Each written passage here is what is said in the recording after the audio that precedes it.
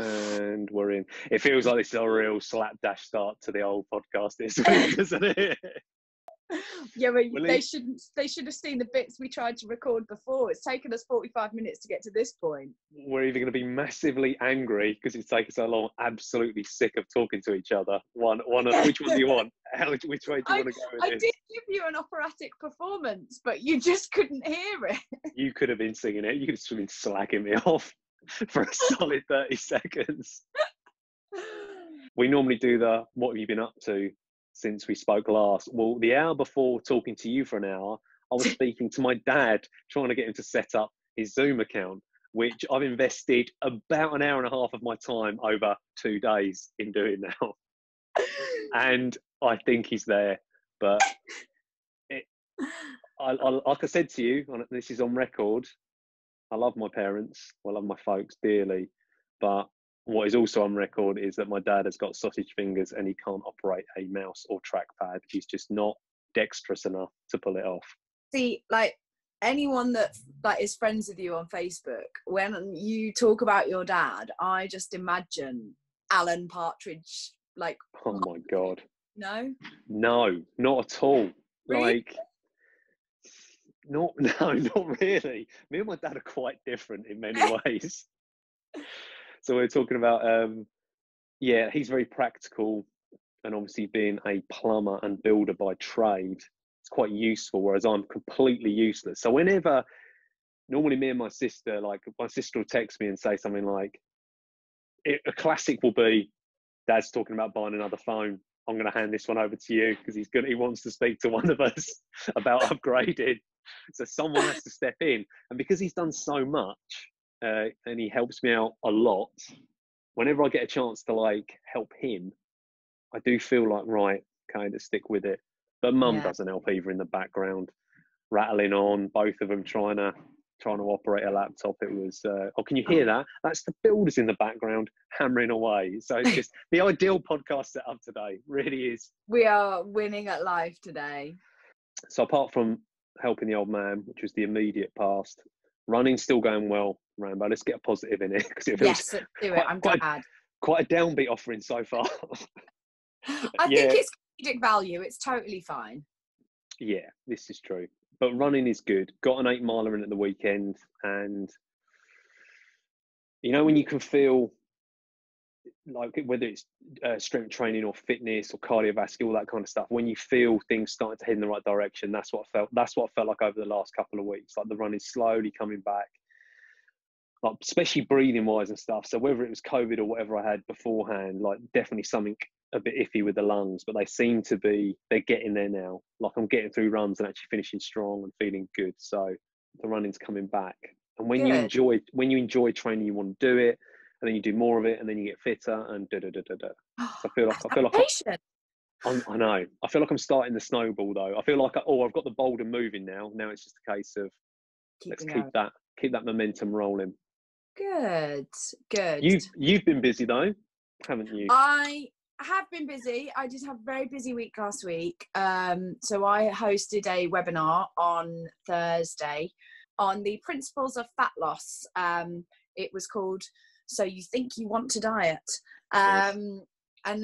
Just about principles of fat loss and the scientific of how it really works in terms of energy balance, but then also about the adaptations that your body makes and what makes it so hard, and why a lot of diet companies say rely on it getting hard in order to instill those feelings of guilt and failure in people, so they think that they haven't lost fat, and then they reach for the Ben and Jerry's and they keep coming back, and how that kind of maybe instills a very damaging relationship with food. So I did that on Thursday night, which was very successful and popular, so I feel very fortunate to be able to deliver that, and if anyone who's listening to this does want the link, then we can pop that in the episode notes as well, because that is up in the imaginary cloud somewhere for someone to watch. It's worth a look though, isn't it? Like in terms of, I think if fat loss is your thing, because I think if you went in with right, my talk's going to be about the principles of fat loss. I mean, that could be one slide with energy balance written on it. Yeah, Ta-da! exactly. And then out you go. You know the bulk of it. But when you talk Yeah. about the adaptations, and I think just telling people what to expect. So they've actually got, so the title of it, which I love, like, so you think you want to diet. It's like, that's not meant to be leading someone one way or the other. It's just, before you do, this is what you're getting into. This is what you Yeah, can expect. This is a realistic time frame. This is how many exactly. calories you might want to eat, and all that kind of stuff. And I think that's actually that's a better way to frame it than just, oh, you want to lose X amount, let's chuck you in a deficit and get going.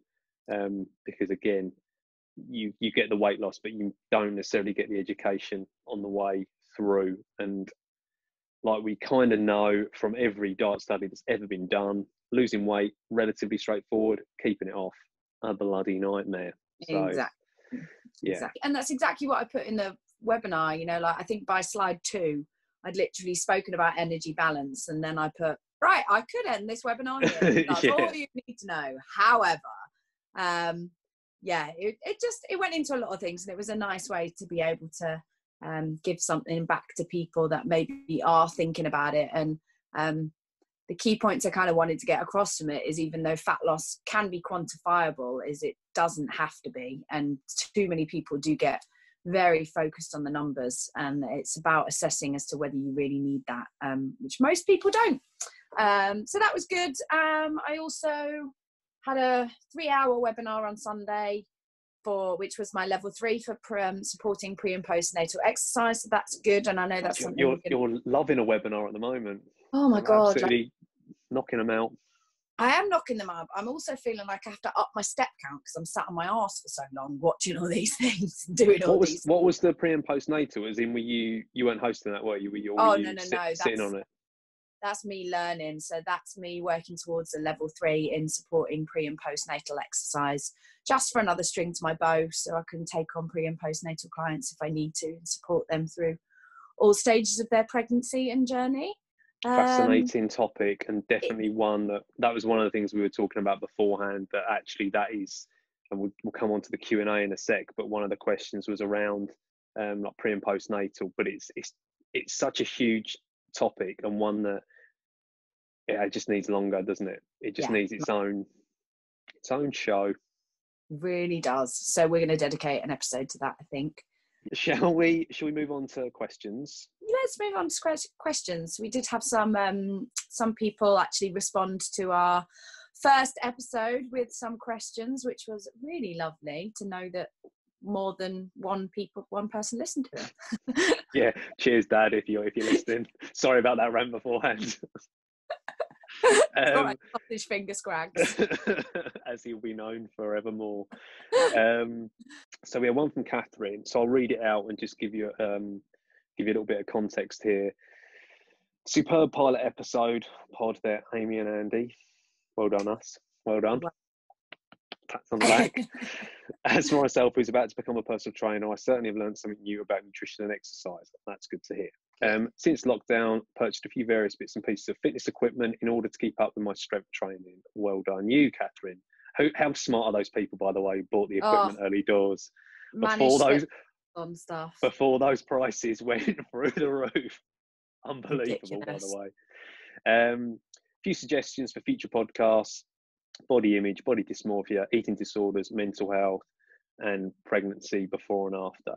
So what we're going to do with that, obviously we spoke a little bit about pregnancy, but those topics like body dysmorphia and eating disorders, they are kind of like topics in their own right. So yeah, we will be discussing those things in future podcasts for sure. But thanks for taking the time, Katherine, to message. That was very, very kind. First one to get our teeth into, from Jordan. Would love to hear some discussion about the impact of doing less resistance training during lockdown. Like, if you've been training for a couple of years consistently, if not obsessively. I mean, Jordan is describing himself here, by the way, for anyone who's unsure. How does a few weeks of not training in the gym actually impact? Should people be massively worried about losing gains and strength over a few weeks? How quickly do things come back? Do you want to have first stab at this, or do you want me to? Amy, your call. I mean, I'd like to say a quick stab, and then you can add to it. Go for it. So first of all, it depends on what the goal is. If the goal is to put on strength and muscle mass, obviously we've got the issue now that there's limited resistance available unless you've got your own home gym. Outside of body weight, there's loads you can do with body weight in terms of varying tempo, movements, building balance through different planes of motion and things like that. So there's definitely stuff you can do which will, if you just want to maintain what you've already got, then oh my god, yes, you're not going to lose that much in terms of losing muscle. If in a period of few weeks, I would put my neck on the line to say it wouldn't be noticeable. Strength, yes, you would lose a little bit of strength in a few weeks, but again, it's only a few weeks at the end of the day, and there is plenty you can do to move your body in different ways to actually stimulate new muscle that you're actually probably not used to using. But also, I think the second part of that answer to that question would be, it really depends on your training age as well. If you're an absolute brand new beginner to training, there is so much you can do working within different tempos and rep ranges with not much resistance at all, that if you are eating right, you will actually change your body composition, build strength, and possibly build a little bit of muscle. If you have been training for a few years, like someone like Jordan sounds like he has, I think, again, it depends on your goal, but if your goal is really a massive strength goal, I personally would use this time in terms of a train to maintain. Train to in a way that will maintain what you currently have, which is you are more than capable of doing with your own body weight. So then when you do get back to the gym and you get used to moving resistance in those particular movement patterns that you were used to, that you can still move and stimulate adaptation. That would be my non-long-winded answer. Mr. You've left me nothing. God damn it. I mean, you're more familiar with Jordan in particular than I am, so I mean, that's actually why it's quite good to get you to answer it. Okay. Because now when I come out with this stuff, he might believe me. So I've got someone backing me up. No, you've kind of hit most of those pretty much. I would say, yeah, the maintenance part of it, I think maintaining muscle mass and maintaining strength are like two different things, right? They are synergistic. They do go hand in hand, but I would say it's a lot easier when you're doing, and Jordan is doing a lot of body weight work. So I think personally he'll maintain the majority of his muscle mass. You know, caveat with if the diet is on point, or not even on point, like somewhere in the ballpark. As long as it's not chronically low, you're going to maintain muscle mass. In terms of strength, you touched on it a little bit. I suppose the one thing I might add to that would be, people sometimes can confuse a loss of strength with just a loss of practice, depending on the movements that some movement patterning and stuff like that. And this comes with training age a little bit. So if you yourself, so how long have you been training, Amy, would you say? 8 years? Is it? Yeah, if you didn't train for a year and then you went back in, you didn't do anything, and then you went back into squat, I bet it comes back quick. Like in terms of just the pattern will be there. You'll be like, oh, it's like riding a bike. You may not ride a bike for months, but you just don't forget it. You just know it. Whereas if someone's been training for like maybe 6 months, maybe even up to a year, and they're just starting to get a pattern down and get in the groove, and they've got their stance sorted out, and they've had to play with different types of squat and deadlift, and then they don't train for a year, they might forget quite a lot because it hasn't been as ingrained in. So that's something to think about. And when people first come back and they're a bit out of practice, they're like, oh, my strength's gone. But it's very rarely that. It's rarely that. It's normally, you need a couple of sessions, get the pattern back, get that, foot position body position, get back in the groove, and you'll be fine. And it's amazing how quick it does come back. And just to answer the last part of it, how quickly do things come back? So I don't know if there's an exact science to this, but I remember reading somewhere long ago that so one thing I am confident of, if you started and you trained something for 6 months and then stopped and you had like time off, it's not going to take you another 6 months to get back up to that same point. Like I kind of think you almost cut it in half. So if people go away say people go on holiday for a couple of weeks or even 3 weeks, it might take them maybe 1.5 weeks to kind of get back. If you have 3 months off, it might take you a month, or maybe it takes you a month to get back into the swing of things. But I don't think, me personally, I wouldn't worry about it as long as you're doing some form of physical resistance training.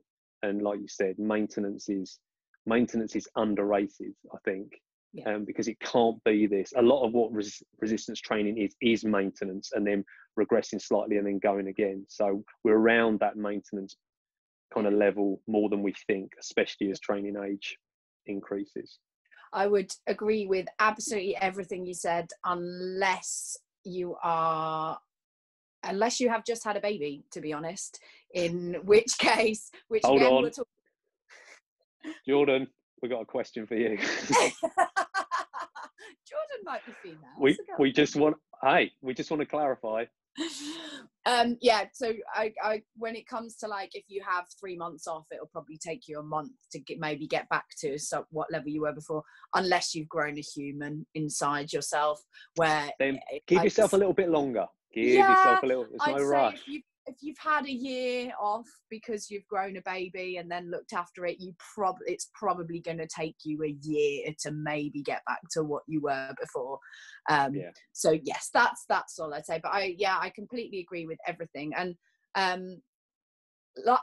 I think being at a period of maintenance and maybe I'm saying slightly regressing, but like you say, there's no reason why you should regress. But being at a period of maintenance, when you get back to the gym, you'll probably make improvements quicker than you would have done, for sure. Yeah, definitely. Like the first one back's normally terrible. Horrendous. And the second one's only marginally better. Like the second one's more about patting yourself on the back that you've made it for a second time after the awful first session. But once you get into like 3 and 4, it's like, okay, this is starting to come back a bit now. But like, this is so common, but like the thought of it is so much worse than the reality of it. Yeah. By far. Yeah. Well, Jordan, we hope that answers your question. But it's a good one though. And it's one that's completely relevant to anyone who has been lifting and now suddenly finds themselves without a gym. Shall we move on to David's question? Yes, let's move on. Do you want me to do the whole thing or one at a time? I think pick out the relevant ones that will be the best to discuss. Maybe save some. There's one I particularly want to save for a whole episode, Okay, I know which one that is, so we'll save that. A couple of these I think will be pretty quick fire. So the first two are home, and we've kind of covered it. Are home workouts bad / less effective than gym workouts? Quick thoughts on that? No, home workouts can be brilliant. However, any kind of workout, you need to ask yourself, what is your goal? What are you trying to achieve from that workout? Bingo. Are you trying to build muscle? Are you trying to lose body fat? Are you trying to relieve some stress? Because if you're trying to relieve some stress and you want to do 5 rounds of 50 burpees, 50 walking lunges, 50 sit-ups, 50 jump squats,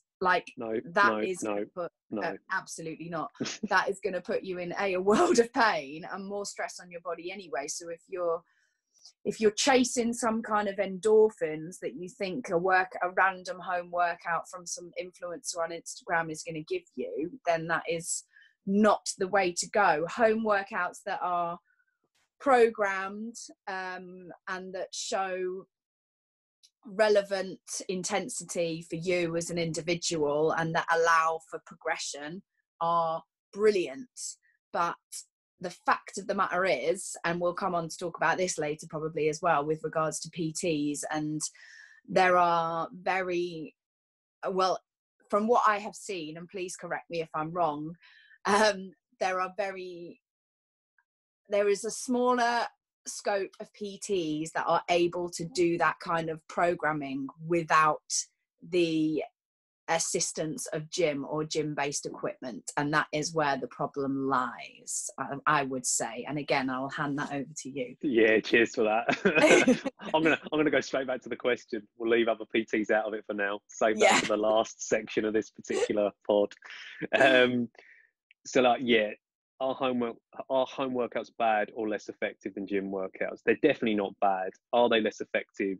Again, you already said this. It depends what the goal is. So if it's a case of you're doing body weight work and you've got, you know, some pull-up bars at home and you're doing weight, you know, body weight press ups and stuff, there's no reason why it can't be as effective at home as it is in the gym.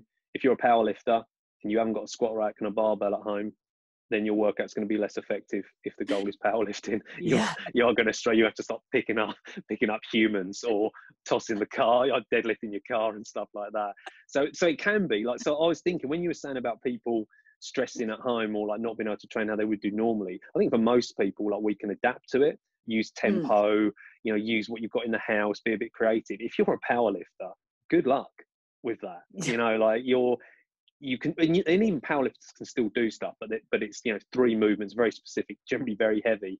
So that would be a downside, and maybe link it in with the lockdown guidelines. If you're an endurance athlete and you're only allowed to go out for 1 time a day, an hour a day, like at the start of lockdown, and you want to go and do 20-mile runs, well, and this was a discussion in the run club. People are like, I don't feel comfortable sticking to, you know, my marathon programming because it feels like I'm taking the piss because I'm out for 2.5 hours. So but like that's such a good question. And then the follow-up from that is, do people do them badly? Lack of guidance, ?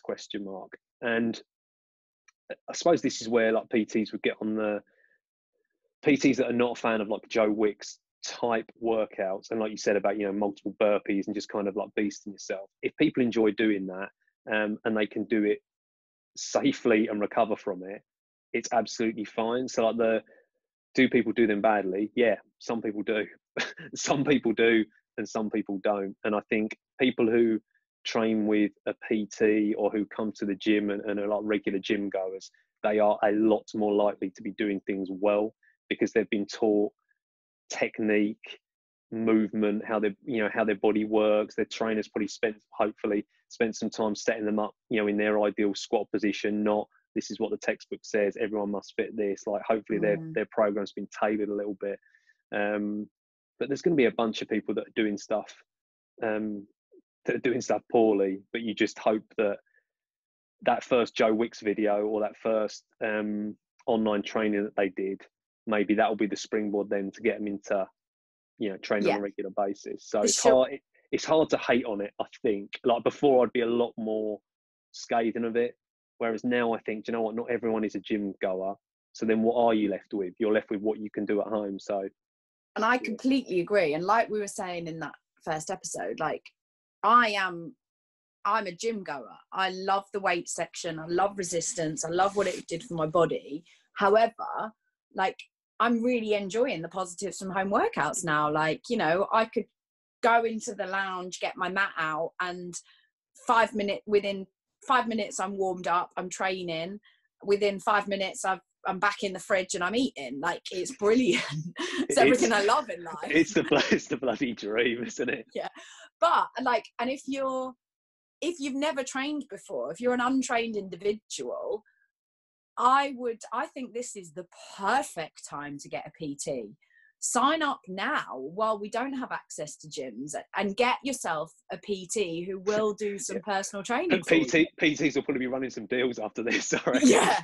But like, it's true, because while you've got no resistance, you can learn to move your body in the way that it should be functional, with minimal resistance before then you add load. And a lot of times, this is what I was saying about when I first started training, I started moving the load before I actually knew how I should be moving. Brilliant point, Amy. Brilliant point. That, love that. And you're going to go into he says, rudely interrupting. You're going to go into this next question, which is, and this is something you mentioned actually, which so like David's next part was, why can I not change my strength retrospectively if I started training quote unquote wrong? Right, I don't really claim to know a lot about this. I know a lot of PTs and trainers that do know more about this than I do. However, in my limited experience, not to undersell myself, don't be underselling yourself, Amy. Come on now. So like it depends on your training age, which is what I touched on earlier. Like, as a beginner to training, everyone's heard of the term like newbie gains. Basically, when you put your body under any kind of resistance or force it into a place of adaptation, your body will respond very, very quickly. And it's kind of to do with your motor units and your muscle recruitment. So strength is very relative to the individual. So you will have a muscle, and when you're new to training, you will only be able to recruit a certain number of motor units and muscle recruitment. As you train and you adapt, you will learn to recruit more units, which will actually build your strength if you do it properly. So as you're new to training, we want you to be working in the higher rep ranges. So working on a lot of muscular endurance to build a foundation before then you move into, say, muscle building, your hypertrophy kind of shorter rep ranges, which are the ones that usually everybody goes in and starts doing, which is our kind of 10 to 12. Oh, I'll just do 10 reps. I'll just do 10 reps. 3 sets of 10. 3 sets of 10, done. Initially, like, beginners, I'd love to be a bloody beginner again, Andy. Like, if you love training, beginners do not fatigue. It takes them so much stimulus to put them under fatigue, because everything is a new movement. Like, for example, if you gave me a barbell and you said, right, I need you to pick a weight that you can do 4 sets of 15 reps at. Say I might pick like 60 kilos, and I'd be pretty knackered after those 4 sets, because that 60 kilos is relative to my strength. Yeah. I could give a beginner a relative weight to what they could do 15 reps at, and they could probably do 10 sets. And the accumulation that, you know, that they can actually do with the same relative percentage of weight is just massive, because everything's new to them. They can recruit. Is that the builders? Yeah, sorry. You will edit it perfectly, I know. Yeah, I'm sure. Anyway, so as a beginner, your ability to express your strength is almost not, I don't want to say infinite, but you're learning everything for the first time. Whereas when you move outside of that phase and you become more of an intermediate and you have a certain relative level of strength, obviously you can express that and you will fatigue a lot quicker. Whereas when you're a beginner, everything's new. You're making so many adaptations. You're recruiting motor units. You're training your CNS, like your central nervous system, about movement patterns.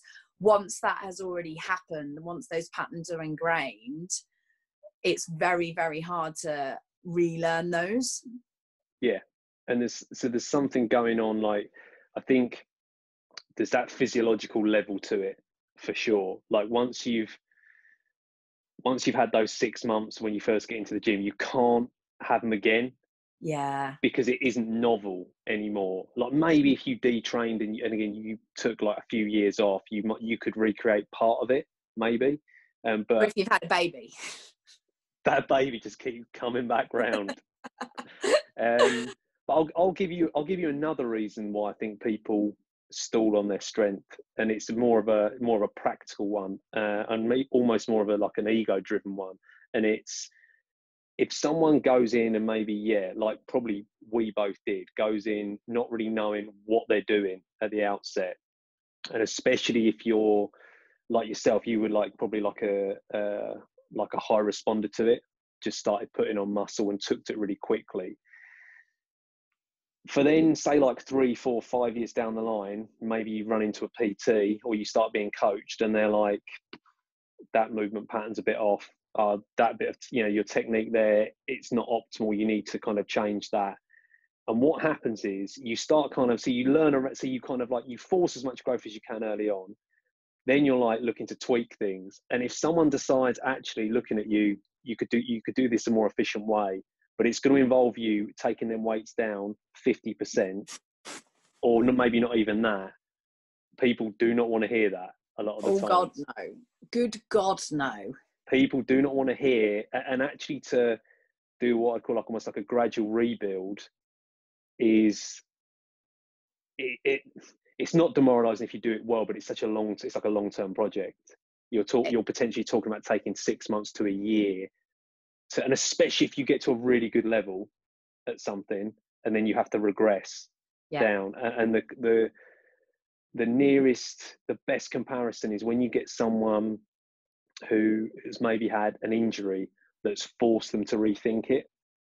And there are a lot, and you don't wish injury on anyone, but one thing when people first come back in, especially if they're advanced trainees and they've had the injury, they haven't been able to train, and they're proper demoralized, and they're like, oh my God, like all my strength's gone, all that kind of stuff. What I'll try and sell them on is that you've got an opportunity now, like you wouldn't wish it on anyone, but you've got an opportunity to actually like instill, quote unquote, the perfect movement patterns for you. You can really take time to listen to it, because we can't load this knee or ankle or whatever it may be at the moment. We have to work on tempo, positioning, working on feedback, incrementally, incremental volume, step by step, doing it basically by the book. And that's something that a lot of people have never done before. So I do think that question about why you can't change your strength retrospectively, you can never get like the newbie gains back. But I think people can do a lot more than they appreciate than if they just gave, but you have to give it time. Yeah. No one wants to do that. Yeah. No. It's like, think about a sport you really love, or like an athlete you really, really admire. Like, they are advanced in their training age, in terms of they've been training for years. Yes, they've got incredible genetics, they're at the top of their game. Excuse me. If it's a skill, then they've worked really, really hard on those skills. So if you are that kind of athlete, which, sorry to insult anybody that's listening, but I doubt they probably are, they will work their ass off for years to get 1% better, because that is their capability of expression. Does that make sense? 1% would be amazing if they were able to improve that. Look at I'll tell you who is a great example of this. Tiger Woods, basically being like up to when he had like his back injuries and stuff, like kind of was on course to break all the records, but still one of the most successful golfers there's ever been. Completely changed his swing. Was like, no, I'm going to go back to the drawing board now. If he can do it, we can all do it. Don't worry about it. Don't get too attached. Look what his swing got him. He didn't get too attached to it. He's like, nah, that's not working for me anymore. My back's in bits. Even though I've won all these Grand Slams, my back is in bits. I cannot turn. I'm going to have to change something. And if he can do it, then, me, for example, not back squatting and switching to front squat, meaning I have to squat less, but my back stays in one piece. I should do that. Yeah. that is a no-brainer. And I had this conversation this morning with the other coaches, and it's just you saying I should do that. It's what we want to do versus what we should do. Yeah. And sometimes the want, it's worth doing it, but it's explained to someone, well, probably not if you're going to injure yourself, but if someone wants to train a certain way, it's like, okay, cool, we can do that, but just realize that there's a ceiling on it and you're going to have to stop there. Whereas if you take 6 months, you're going to spend a long time down here, but you might get there. Yeah. But people might be like, no, I don't want to do that. That's fine. Yeah. You do you. What can you do? What can you do? What do we know? What do we know, eh? And the last question on here, from David again, who's provided some absolute bangers on here. Running, does endurance ever conflict with strength training? runners are generally small and slender versus bulk on a like resistance training individual. I'll put on there. I'll give that one you, Andy, because you're the runner. Cool. So short answer, does endurance ever conflict with strength training? Yes, it does. But I'm quite, I almost end up having to defend the opposite position with this quite a lot when people think that they can't do any cardio whatsoever because they're suddenly going to start shedding muscle by the pound. So it does conflict with it. I think for most people, what they worry about is it's people that are interested in strength training and muscle mass, and they're worried that they're not going to hold on to muscle tissue, or it's suddenly going to start dropping off. So that's not going to happen as long as the diet is in place and you're not running yourself literally into a calorie deficit, because obviously running burns a shed load of calories, which is good if you've got a big appetite. This guy picked his sport wisely. yeah, runners are generally small and slender versus bulk on a resistance trained athlete. So again, a bit of a generalization, but you know, if anyone's doing anything, I would challenge that slightly by saying, again, it's that kind of, we were talking about like last week about picture a healthy body and you think six pack, ripped, lean. Picture runner, people think of elite athletes or elite runners, or you know, the guy at park run going around in like 16 minutes. If you went to, for example, Bishop Stortford Running Club on a Wednesday night, it's the complete gamut of people. It's not like a bunch of Kenyans rock up and start doing hills. Do you know what I mean? It's like, it's quite a mixed bag, shapes, sizes, age groups. That's tickled me. I think, honestly, on that Wednesday night, I think the paces go anywhere from like 11-minute miles down to like 8-minute miling for like the longer runs. So people can be different shapes and still be runners. Slight tangent. But you do run into a situation where, let's say you love resistance training and you love running. So I definitely favour running now personally because I enjoy it. But for a long time, it was kind of, I'd have them on par. And what would happen, I'd be able to kind of build on them to a point. And then if you want to keep progressing, you have to pick one. Because otherwise you can kind of, it's almost like when people say, can you lose muscle? Can you gain muscle and lose fat at the same time? You can do, but it's like a painstaking balance of slight If you're deficit. a beginner. Or become a beginner. Like, yeah. You know what I mean? You could edge along and get little increments, or do you know what? For 6 months, this periodized block is going to be on getting faster. So to be faster, I need to be lighter. If I'm lighter, when I get under that bar to bench, I am not going to feel as strong. You know, it's not going to be suddenly I can't lift it, but I've felt that so many times when, again, I'm kind of quote unquote going by the book, so still trying to keep the weights as heavy as I can, still trying to keep the stimulus high, but there comes a point when you've lost like 5-6 kilos where it's not conducive to strength.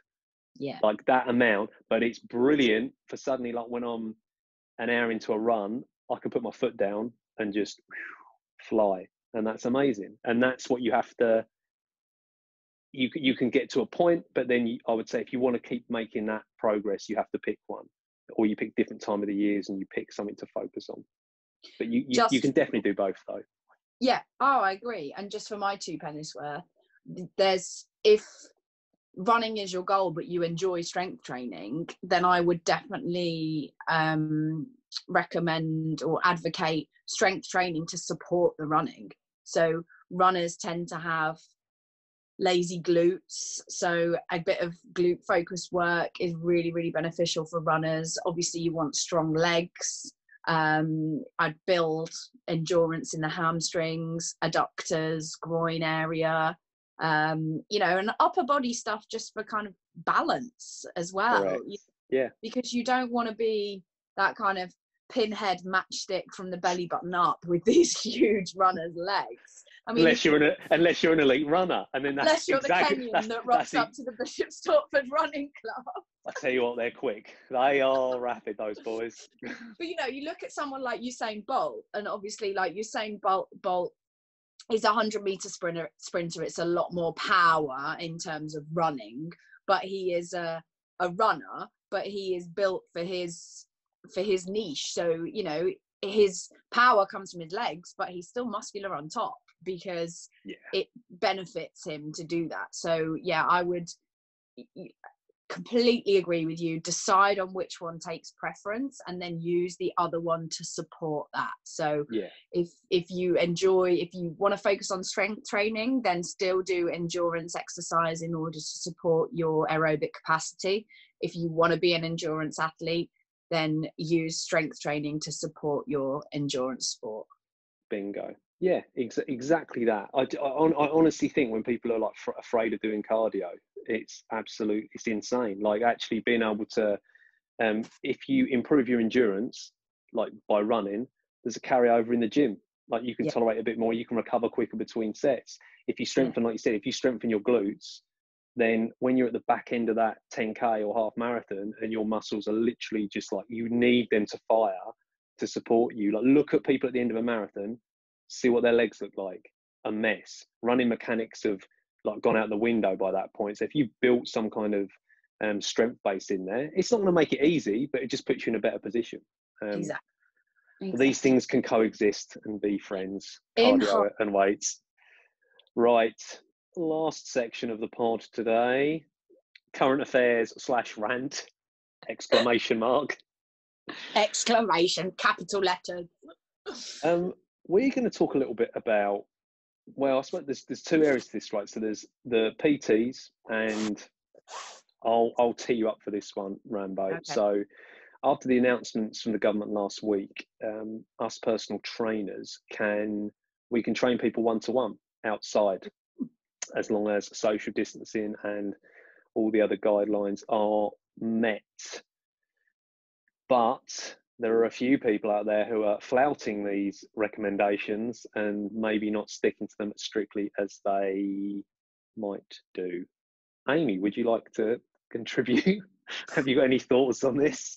No, none at all. Let's end it there. No, let's go. Yeah. Anyway, the weather. It's hard not to get emotional about this, like emotionally invested. Like, I think people, like we both said before we like started recording, people are getting fed up, and I appreciate that people are getting fed up. The weather's getting nicer. People want to get outside. Maybe people have started going back to work, so they're actually started to be back in their old routines, and part of their old routines was the gym. But the fact of the matter is that gyms are a cesspit for bacteria, and you know, it's going to be really difficult to control the amount of people that are in there. So I think it's great that now we can go and maintain social distancing, but still train people on a one-on-one basis. However, I think there are a few people, PTs out there, that have interpreted the rules for their own gain. Mainly, and I'd like to think it almost comes out of a place of fear, because maybe they're worried about their own financials, or definitely. You know, I always like to think that everybody has the best of intentions and that they don't operate with any malice. But I find it really irresponsible that PTs are still running group sessions, even in the park outside, maybe even taking their own equipment for people to handle. And, you know, we have a duty of care to clients. We have a duty of care to ourselves and our own livelihoods. We have our reputations to think about. And I think for the sake of, let's say, another month, I think it's just quite irresponsible to be seen to be, you know, flaunting the rules and actually encourage any kind of group training even in an outdoor environment. And like the real like cynical side of me kind of, and I said this to you as well, like the real cynical side of me thinks, well, if you're any good at what you do, you should be able to program something that can still be progressive while inside the home, and that you can offer an individual one-on-one session to people, or, you know, why aren't your Zoom calls being effective anyway, that you need to meet people in the park for the sake of another 4 weeks? I just think there's a bigger picture here, and the fact is that we're in a global pandemic. But again, I'm going to hand over to you before I go off. Cheers, Amy.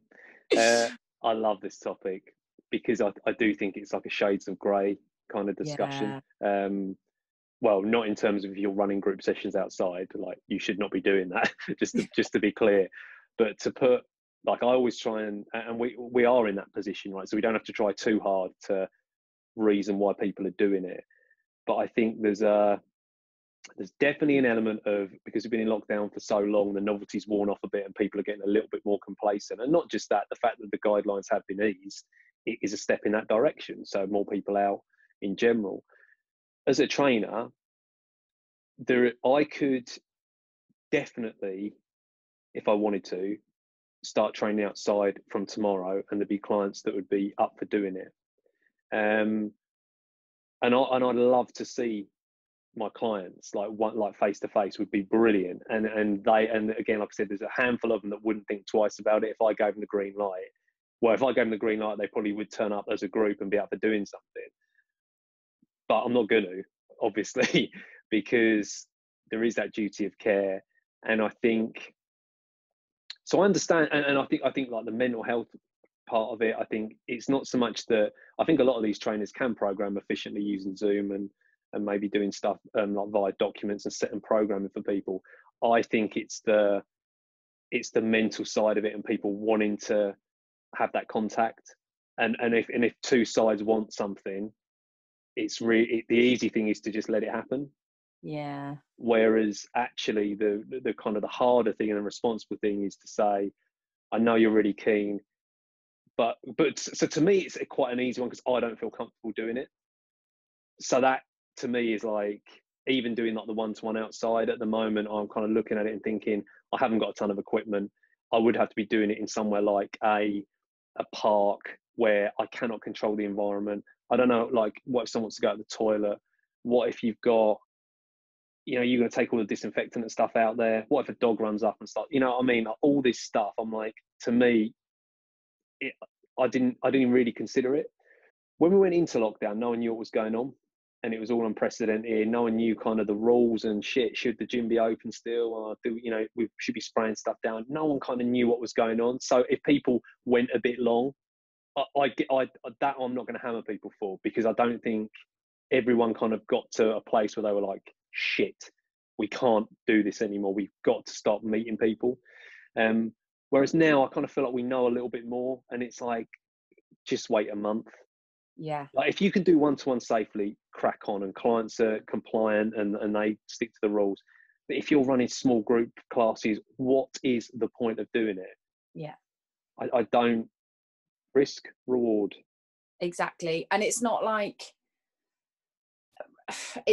we're asking people, it's not like the government are asking people to wait a year. It's the sake of weeks. And I understand there's people's livelihoods, and like you say, the mental health aspect of this is absolutely huge. Of course it is. It's that connection.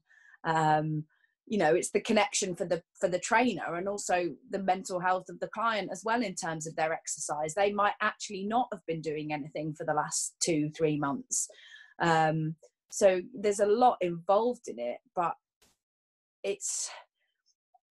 I just think anyone that chooses to take that risk on themselves without putting the client at the forefront of their mind in terms of the risk that they're exposing them to, then I just think that's a little bit irresponsible, personally. And I think we are in an industry that the whole point of our industry is to promote health and to promote longevity and to, hopefully eliminate lifestyle related diseases. So why would you go and put yourself and your clients at risk of a virus? How can't people get their heads around that though. So like, so the argument is, I read this earlier on. An argument would be, this isn't my argument. An argument is, well, you know, we'll talk about gyms open and stuff, but let's say gyms and PTing, that's promoting health. Surely that's where we should be like getting them back first or whatever. And I'm like, no, I get that, but gyms, healthy habits, eating well, good behaviors, that's a long-term play. That's the long-term, that should be something that's just going on all the way through. Okay, at the moment, like you can't go to the gym. But how people can't see that at the moment, we have to try and keep distance between us still. Like that's what's going to help immediately. Yeah, long-term, of course, I'm not going to say everyone should stay away from gyms. Far from it. But for now, you could, like you said, it's weeks. It might be another few months, which would be tough. But yeah, it's a really difficult one. That when I saw, so we have like a shared document where we put the questions and rants and topics on. And when I saw you put that one on, I was like, that's the one that kind of like piqued my interest the most, because I was like, oh, I hadn't thought about PTs like breaking the rules. Not ones that I know anyway. Not throwing anyone under the bus. I don't think it's breaking. I think it's choosing to interpret the rules. Yeah, it's that's stretching. The thing. I mean, because like we've even had friends that are choosing to interpret the rules differently because they want to see their mates, and I get it. Of course, I get it. You know, like it's like you say, it's mental health as well. It's about the situation you're in, and maybe some people aren't in the most fortunate situation at the moment and they are looking for that. But I just think you can argue, yes, that the rules are open to interpretation, but I think with regards to what we can do as personal trainers, I think it's quite clear. I think it's pretty cut and dry. Yeah, I think it's quite clear. I think other people, like initially when it was announced, so like there was a post on Lift the Bar, and then in my kind of like group PT chat, it was very much, what did everyone think of that announcement? And it was kind of back and forth, and you know what, let's wait a couple of days. Very like kind of sensible approach to it. And then once it came out and you saw like the kind of UK Active or whoever it was guidelines, you're like, okay, we can actually do this. We can actually train one-to-one outside. That is a thing that we can do. And I would say within like my group of PTs, I reckon there'll be half of us that don't and the other half that are doing some form of it. And then it is on that PT and that client both to adhere. And yeah, like trying to let common sense prevail, but it doesn't always happen. Oh, doesn't always happen. Very bold, common sense. Yeah, Jesus. I know. Well, this kind of ties in slightly with returning to the gym and a discussion I was in today online about when gyms do reopen. So you can feel this kind of like want from people to get back to the gym or get back exercising for all the reasons we've just outlined. But reading the UK active guidelines of gym reopening. Thank you, Tanya, by the way, for sending me that PDF. Very kind. Gyms are going to look a lot different. Oh, hugely. And that's not going to be a short-term thing. That's going to be a long-term thing. Like gyms are going to look different for a while. Gyms are going to look very different for a while. And I don't think people appreciate what is going to be asked of them, because until I'd read that document, I kind of guessed around, oh yeah, it's going to be a bit of social distancing and we're going to have to clean the equipment, which again, I think is something that we're cleaning the equipment and hygiene in general. I think it's been like a slap in the face to everyone. Even if you were like, good, you better up your game and be like pristine. Everyone reads that on the wall. Oh, you should have your own towel. Yeah, whatever. Yeah, and by the way, like sweating all over a bench and wiping it down with your towel that you've been wiping every other bit of equipment with, that ain't going to cut it anymore. Thanks for that. At least it's dry. That doesn't kill the bacteria. Oh, God, I've completely lost my train of thought now. Yeah, so that's all right. The hygiene, I just think of this rancid old sweaty towel now. Hygiene's one thing. social distancing in a gym, it's not just a case of, so take a commercial gym, nightmare. Yeah. Every bit of kit next to each other. I don't know how that can work. Well, I know how that can work. You literally tape off every other treadmill, every other bike. They're normally pretty tight, the rows though. And how does a gym function on 50% capacity when they're, like that to me, like financially is going to be a struggle. For gyms that are a bit more, like units, so like Coral or like CrossFit style, that's easier. But how you get people to stay 2 meters apart at all times. Yeah. I think you are. So this is what I think is going to happen. I think people will go back. I think the hygiene is going to be something that's going to be maintained, because it's very obvious if you get everyone doing it, it's like putting the weights away and cleaning up after yourself. If everyone starts doing it, when someone doesn't, they stand out like a sore thumb. And you can be like, you're not being a dick then. You're like, look, man, we all do it. It's just something we do here. We all spray the benches after we use it. Social distancing, we've all been missing social contact. You've got a bunch of people that have missed the barbells, don't get me wrong, but they've missed the contact. Yeah. And there's no doubt about it. If you know someone, or if you're friends with someone or family member, your guard is down. So this is something they were saying about why we're not allowed to go around parents' houses and stuff, because you will give them a hug, you will get too close, because naturally you're less suspicious of someone you know. And you're putting them in an environment where there might be a little bit of standoffishness at the start, but I think after a while, people start to soften, people start fist bumping. Someone does well, you pat them on the back, or you're like, oh, well done, mate. You just do, like, people will do it without thinking. So I think the people that will always go to the gym and love the gym, I think that nothing's going to keep them away. Nothing will keep them away. Like, it could still be height of the pandemic. Well, it was the pandemic and people were still training like normal. Yeah. The people that I worry about are the people that are a little bit older, that are maybe slightly skeptical about gyms anyway and slightly fearful. So I think you're going to have a harder time getting the older demo in the gym. And I think a lot of those are people that really, really need it. Yeah, massively. And I think, and the one thing that I don't worry about my clients so much, because hopefully I've done enough to build some trust. So like, if I say, that it's safe to come back, then hopefully they take my word for it. But I do think you're going to lose people that are a bit older and maybe a bit intimidated about coming into the gym, who just started to get into it. And now this has been thrown in.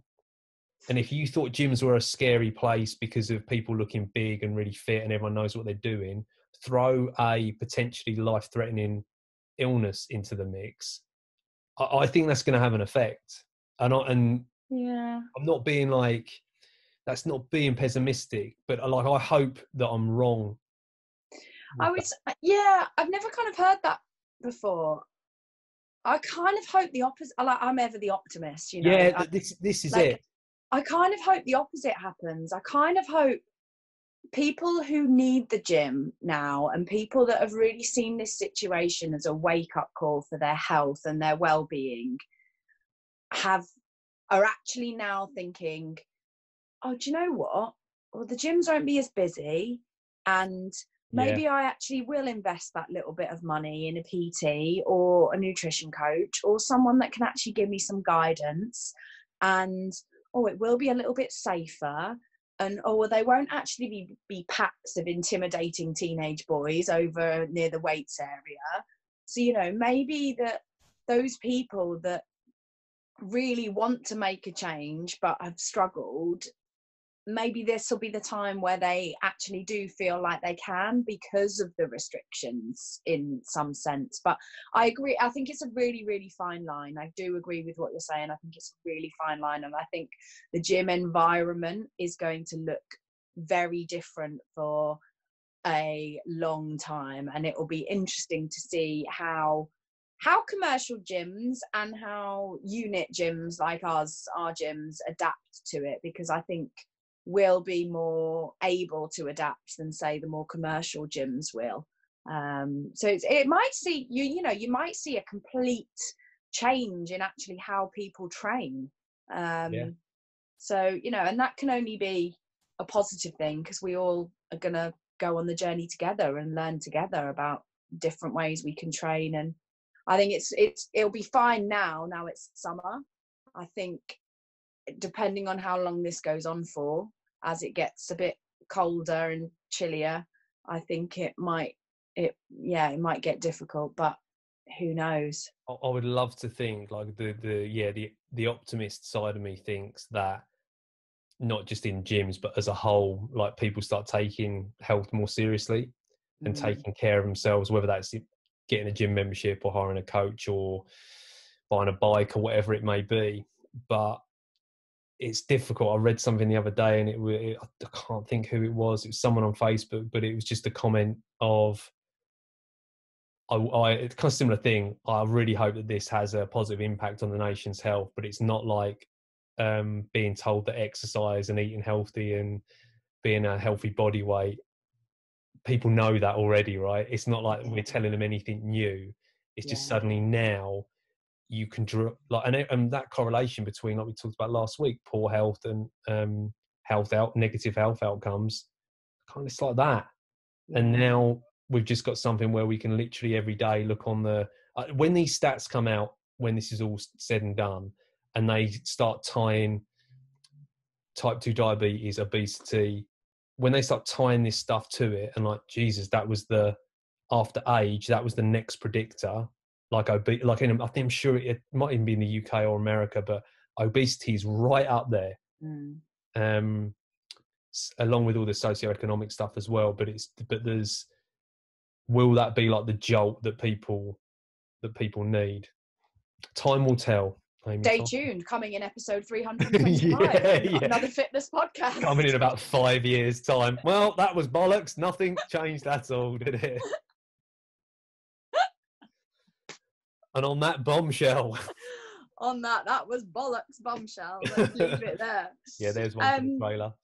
Thanks, Andy. Thank you, everyone that sent in questions as well. We've got a few more that we're going to answer in the next few weeks, but keep them coming. Yeah, massive thanks to everyone who took the time to write down questions. That was very kind. Apologies today if either A, the edit's terrible and choppy, my sound's awful, builders knocking in the background, anything. Just, I'm apologising for the podcast here. And I'm just going to say that at the end. Well done if you made it this far through. We had a good pilot episode, Andy, and episode 2 was quite good as well. So next week we'll be cooking on gas, I'm sure. So much for third time's the charm. Right, we'll leave it there. Take care, mate. And I'll bye, mate. See you next week. Bye. Bye.